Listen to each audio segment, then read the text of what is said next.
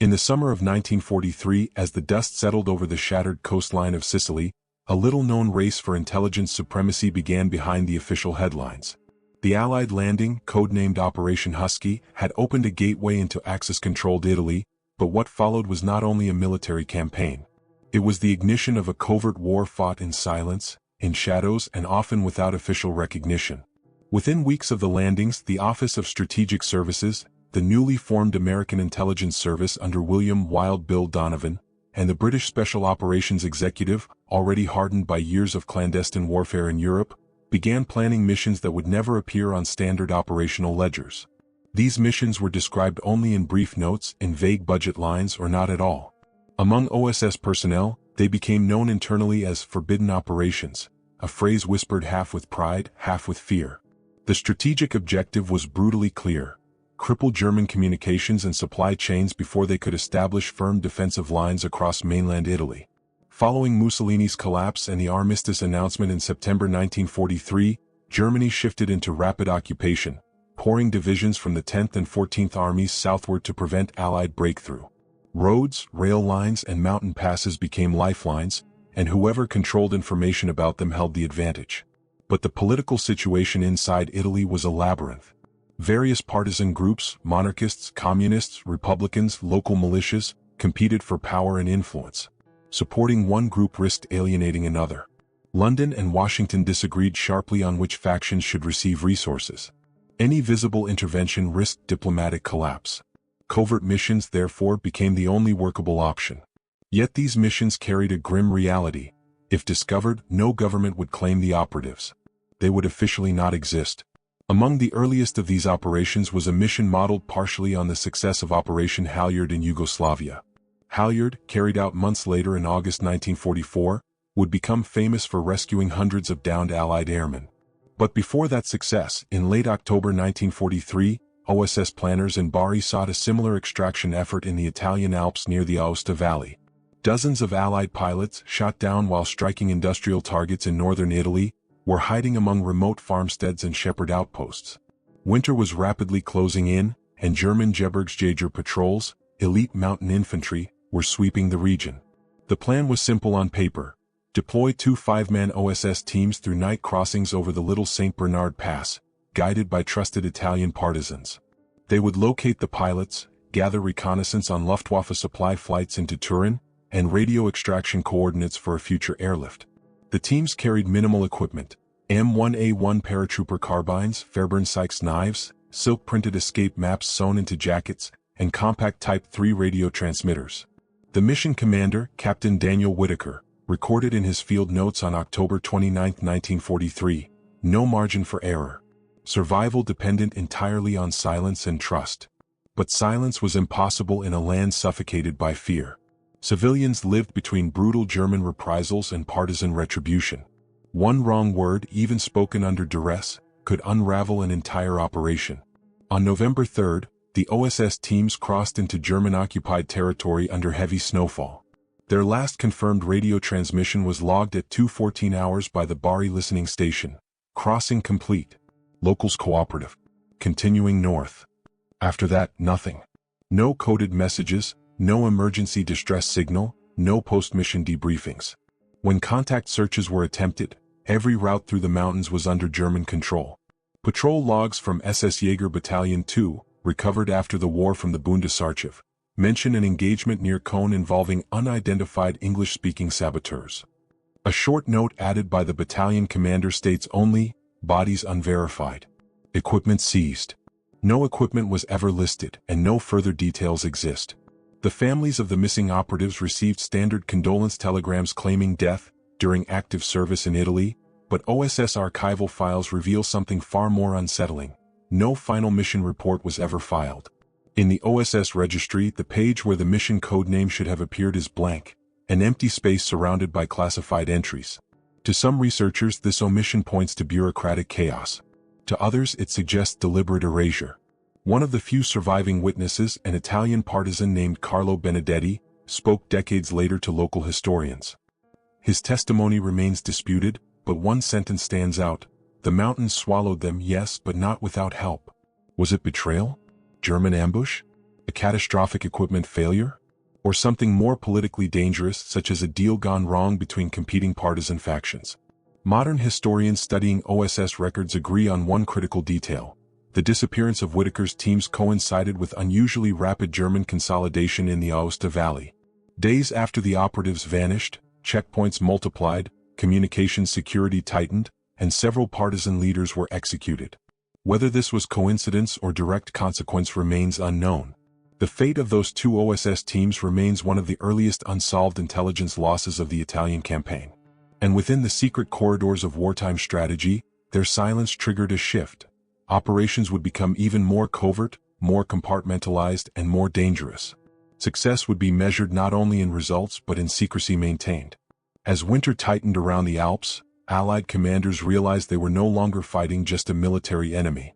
They were fighting a shadow war, one where every victory demanded silence and every failure could be buried forever. And it was in this tightening darkness that the next operation began, one that would end not in disappearance but in capture. The disappearance of Captain Whitaker's OSS teams in the Italian Alps sent a tremor through the covert intelligence community. Officially, the mission was never acknowledged. Unofficially, it became a warning, a reminder that the German occupation forces in northern Italy were more organized, more informed, and far more ruthless than Allied intelligence had anticipated. As winter 1943 deepened, another secret operation took shape, one designed to avoid the mistakes of the last. But it would end in an equally unsettling mystery, one that still challenges historians today. The goal was clear: locate and extract Allied airmen shot down near the Po River Valley, while simultaneously gathering strategic intelligence on German defenses protecting northern industrial centers around Turin and Milan. The Luftwaffe had increased transport flights into northern Italy, reinforcing units of the 1st Fallschirmjäger Division preparing defensive positions on the Gothic Line. The Allies desperately needed to know those movements, yet aerial reconnaissance revealed only partial information. Human intelligence was essential. Modeled in strategic principle after what would later be known as Operation Halyard, this new effort was divided into small reconnaissance cells that blended with partisan units. But unlike Halyard, this mission was never intended to be public, and its risks were magnified by the fractured political landscape. Northern Italian resistance forces were far from unified. Communist Garibaldi brigades, monarchist supporters of King Victor Emmanuel III, Catholic Green Flames, and independent mountain fighters all vied for control. Cooperation was fluid and unstable. Betrayal at times was a currency. On January 12, 1944, under a moonless sky, an OSS patrol codenamed Team Sparrow crossed into German-held territory south of Aosta. The 5 men were led by Lieutenant Raymond S. Carter, a former Colorado mountain ranger known for his endurance and calm under pressure. Armed with collapsible M1 carbines, compact wire cutters, a Mark II flare pistol, and a Type A Mk3 radio transmitter weighing barely 9 pounds, the team carried enough equipment for 10 days. They traveled with 2 Italian guides, partisans belonging to the Brigata Lis, men who swore they knew the safest routes through the valleys patrolled by Gebirgsjäger and SS Jäger Battalion 2. Their target was a cluster of farms near the village of Gresini-Saint-Jean, believed to harbor 5 downed American B-24 airmen from the 456th Bomb Group, lost during a raid on industrial plants in Turin. German search teams had already begun tracking the pilots, and time was shrinking rapidly. A diary entry recovered from Carter's belongings, written just before departure, read, "We move with ghosts. Whitaker's silence sits on every man. We must not join them." For 3 nights, radio transmissions flowed cleanly back to Bari, confirming progress and cooperation with local resistance. Then at 23:46 on January 15th, the final message arrived: target located. Extraction plan in place. Increased German patrols. Will transmit final signal in 48 hours. The call sign identifier was correct. The encryption code was valid. But the final transmission never came. When radio silence extended beyond 3 days, OSS Command reluctantly considered the mission compromised. A small rescue patrol was prepared but repeatedly aborted due to worsening weather. By the time conditions improved, German control had expanded, and the risk of a second disappearance was judged unacceptable. Only after the war did partial fragments of information surface. A captured German field log from SS Jäger Battalion 2, dated January 17, described an encounter with enemy saboteurs near Walser Bridge. It reported casualties on both sides but did not specify numbers. Below the entry, penciled in smaller handwriting, was a chilling note: package secured. Higher authority instructed removal. No clarification followed. Local witnesses claimed to have heard gunfire echoing through the valley that night. A shepherd later reported finding scraps of American-style ration packaging buried in snow.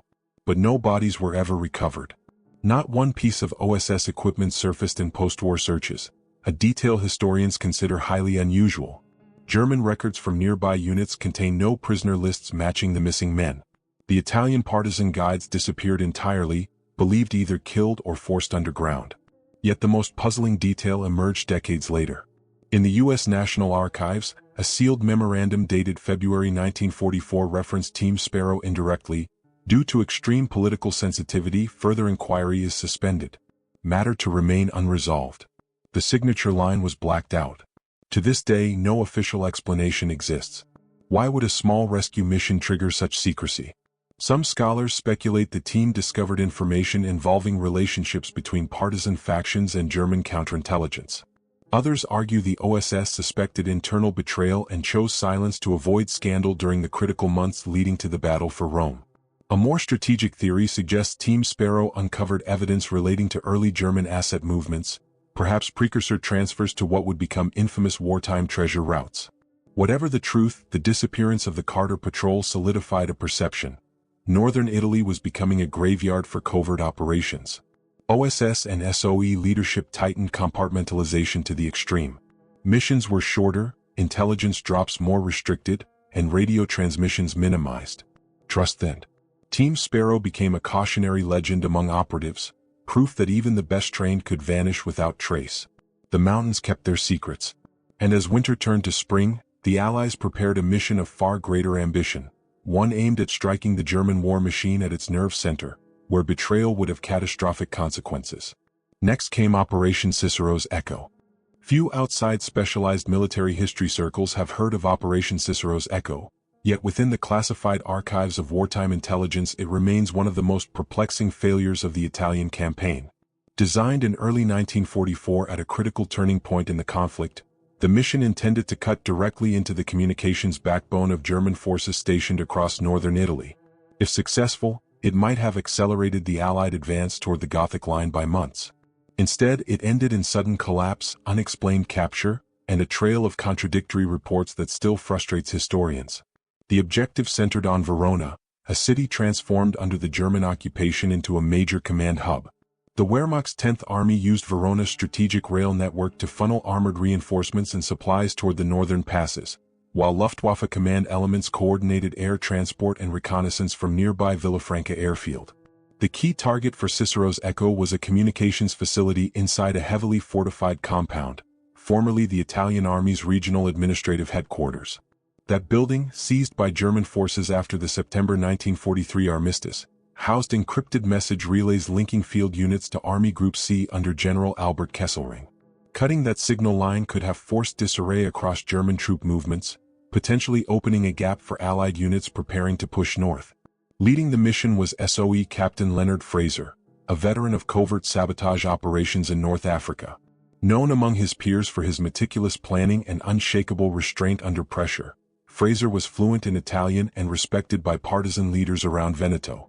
His mission team consisted of 6 SOE operatives supported by a cell of Italian resistance fighters from the Brigata Valpolicella.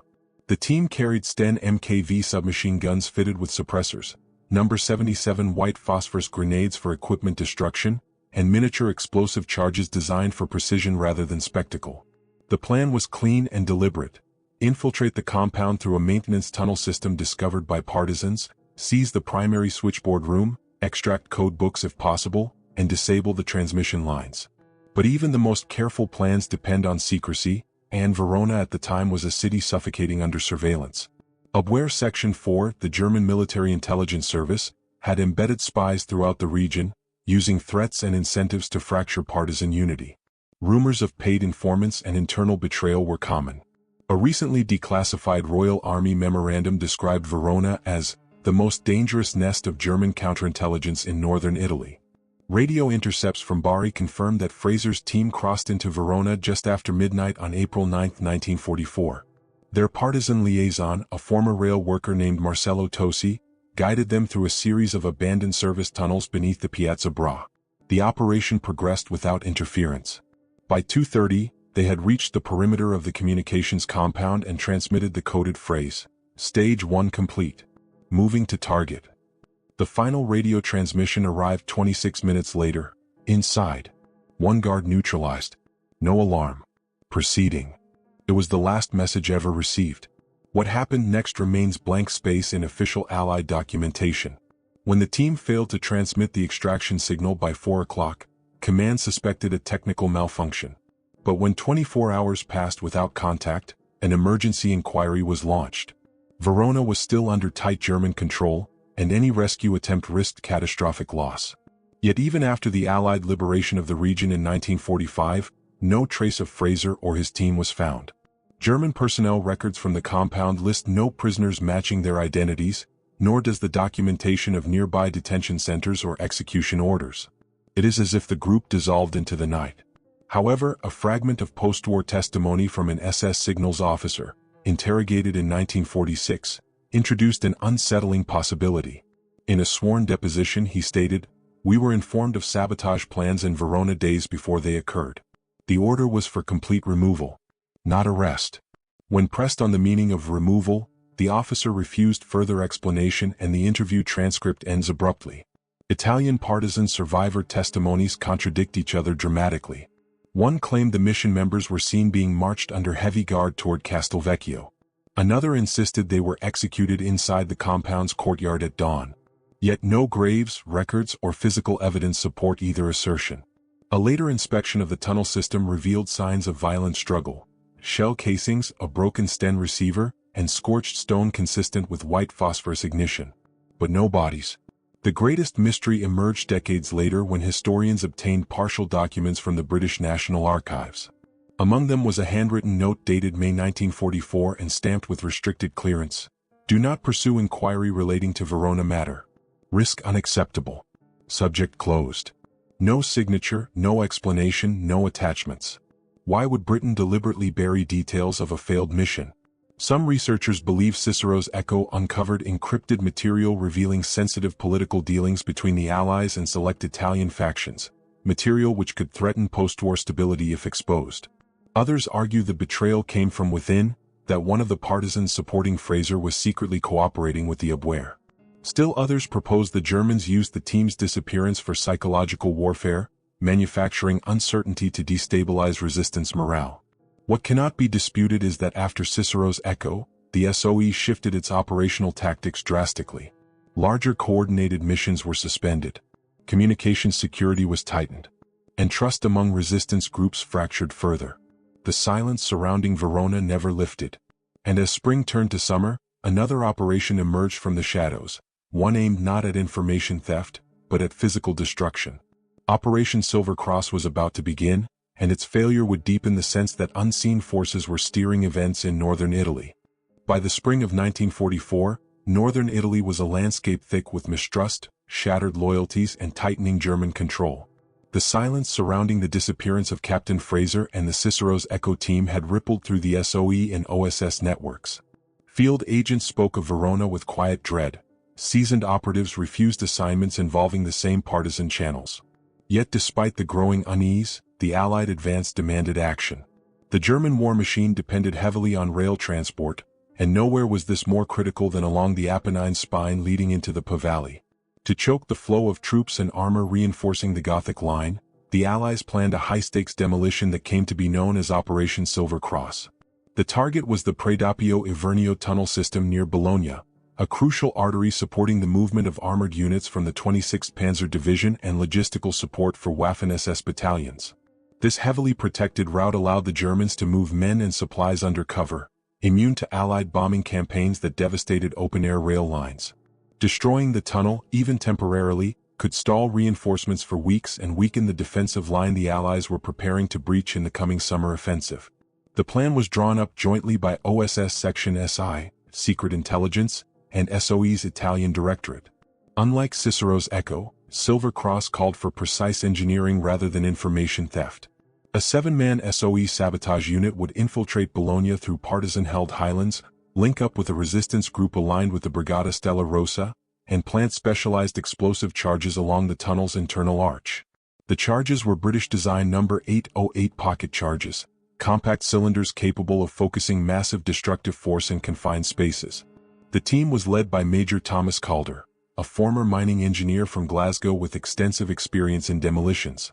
His diary notes, later recovered from British archives, recorded the operational stakes bluntly: "A single misstep and we bury ourselves alive. But if we succeed, we bury half the German front." On the night of May 26, 1944, Calder's team crossed the Reno River under thick fog, guided by two partisan scouts armed only with Beretta Model 38 submachine guns and intimate knowledge of local patrol schedules.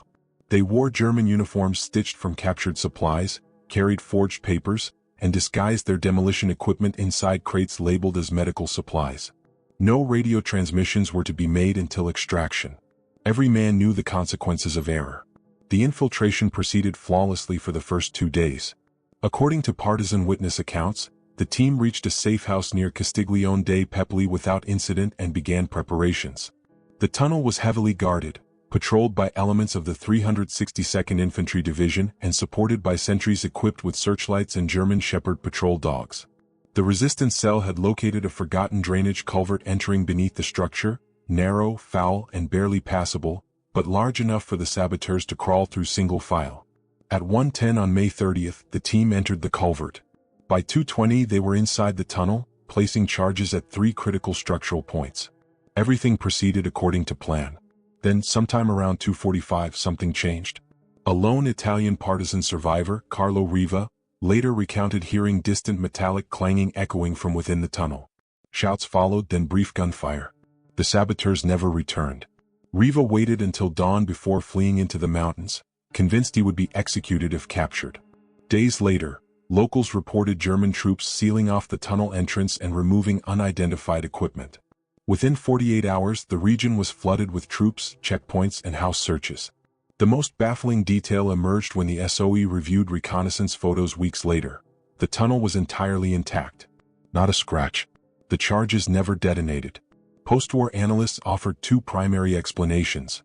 The first, technical malfunction, was immediately dismissed by experts who knew Calder's reputation and the reliability of the number 808 charges. The second theory, German foreknowledge, became the center of heated debate. A report filed months later by OSS counterintelligence suggested that an informant within the partisan network had alerted German forces in advance. Another classified memorandum implied that the explosives may have been tampered with before deployment. But nothing was proven. What deepened the mystery was a German engineering corps log found decades later in a municipal archive near Florence. Dated June 3, 1944, it contained a brief entry: tunnel security incident resolved. Unauthorized equipment removed for higher review.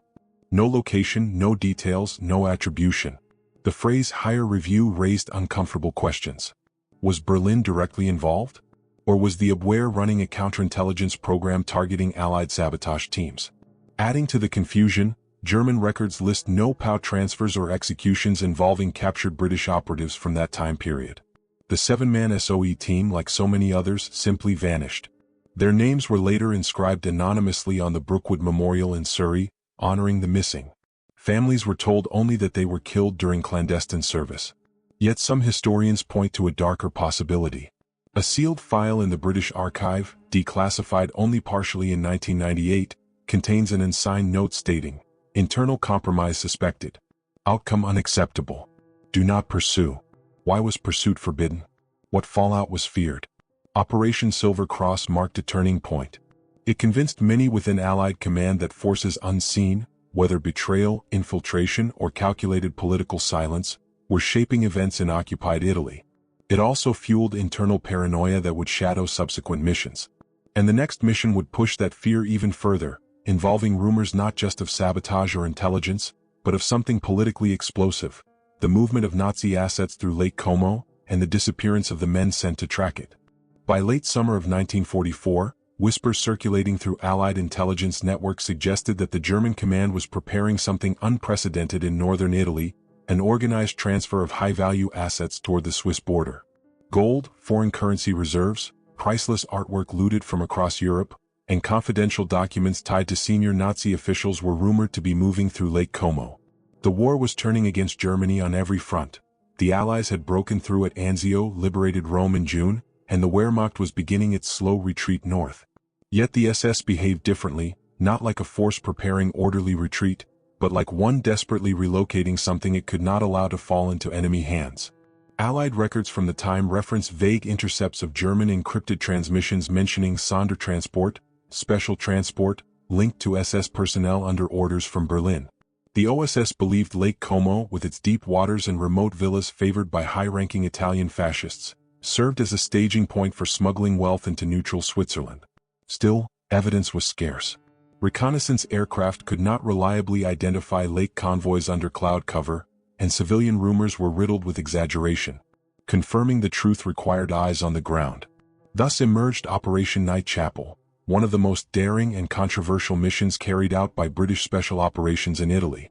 It called for a three-man reconnaissance team, small enough to move unnoticed but skilled enough to operate deep behind enemy lines without support. Their objective was to verify whether the Germans were indeed transporting valuables across Lake Como, identify the convoy route, and relay coordinates for a potential interception. It was not a sabotage mission, merely observation. But what happened next suggested the stakes were far higher than anyone understood. The operation launched on September 14, 1944, from a forward Allied airfield near Perugia. The team parachuted into the foothills west of Lecco under moonlight.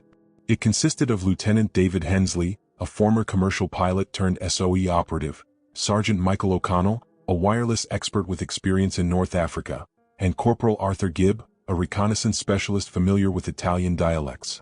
They carried only sidearms, suppressed well-rod pistols, binoculars, compact Type 3 radio gear, and rations for 5 days. Their partisan contact was a fisherman named Lorenzo Vitali, a trusted informant aligned with the Fiamme Verdi Catholic Resistance Network. For 2 days the mission progressed smoothly. Vitali concealed the team in a boathouse near the village of Mandello del Lario, from where they could survey the lake in secrecy. German patrol boats moved consistently along the shoreline, reinforced by SS guards stationed at road checkpoints extending north toward Calico.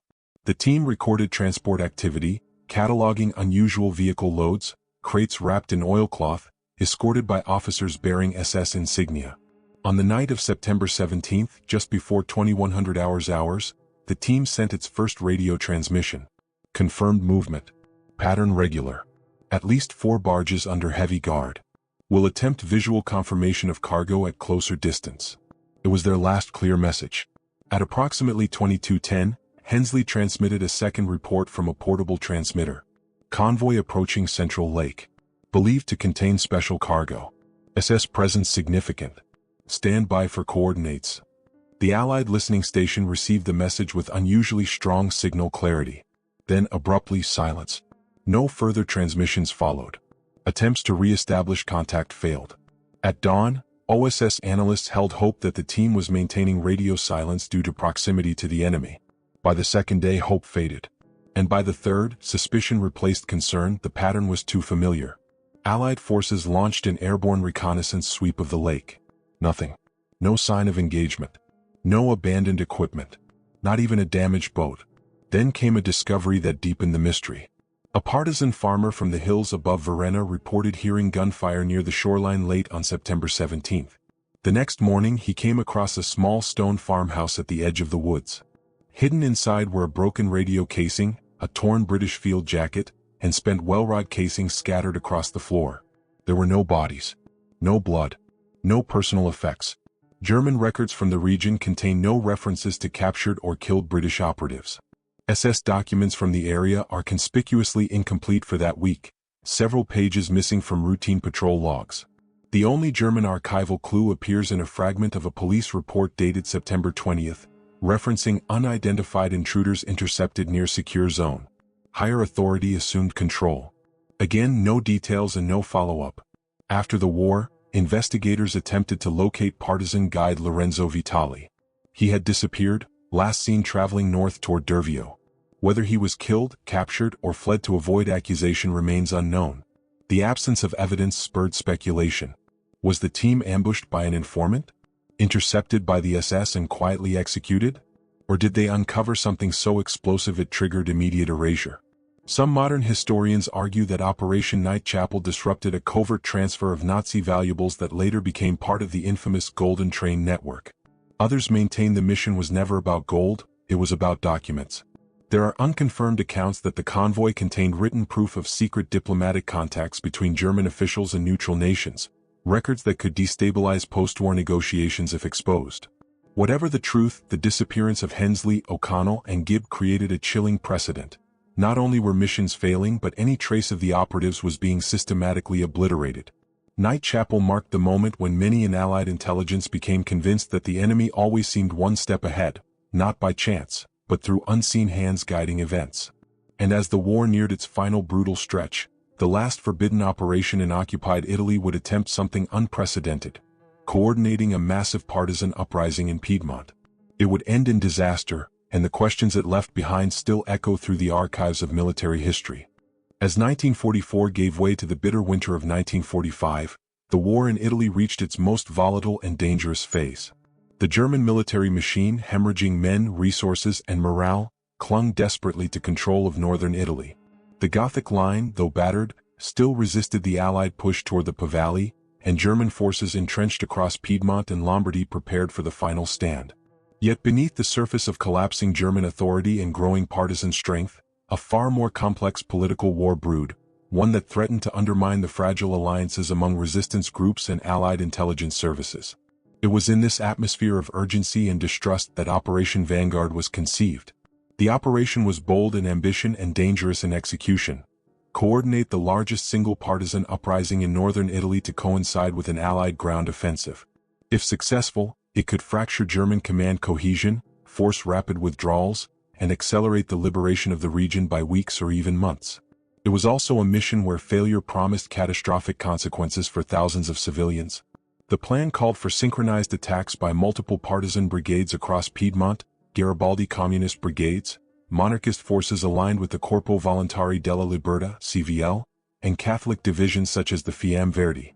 These groups were united reluctantly and uneasily. Years of ideological conflict and mutual suspicion hung between them.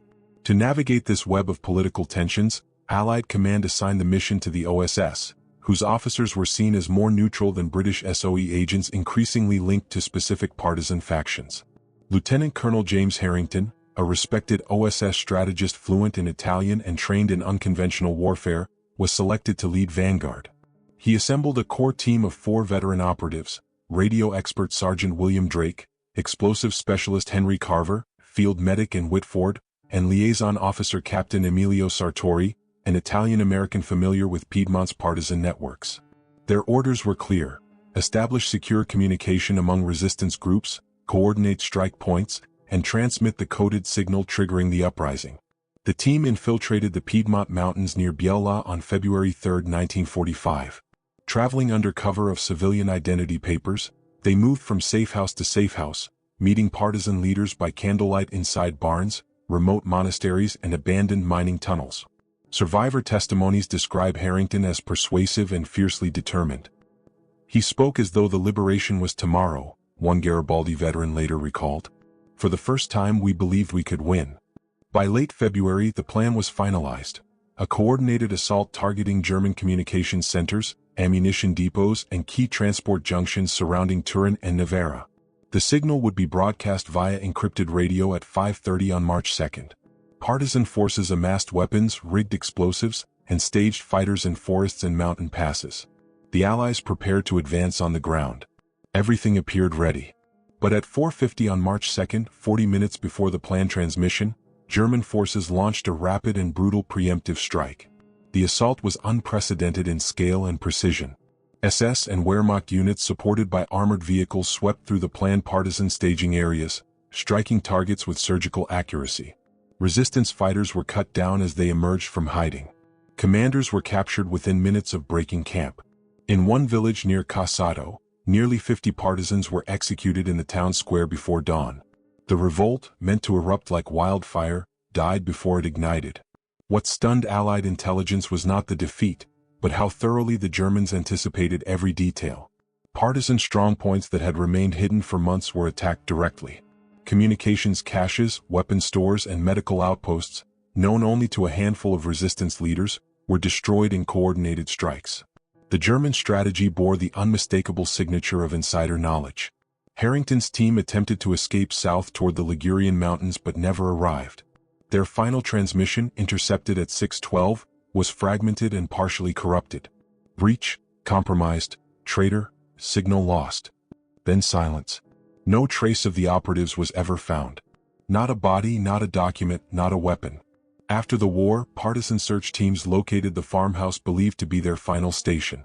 It contained only a broken radio set, a scorched copy of the encrypted uprising schedule, and spent .45 ACP casings scattered across the stone floor.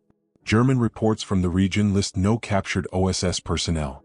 A single line from an SS counterintelligence arrest ledger, dated March 3, refers cryptically to foreign agents transferred under sealed authority. The signature block is torn away.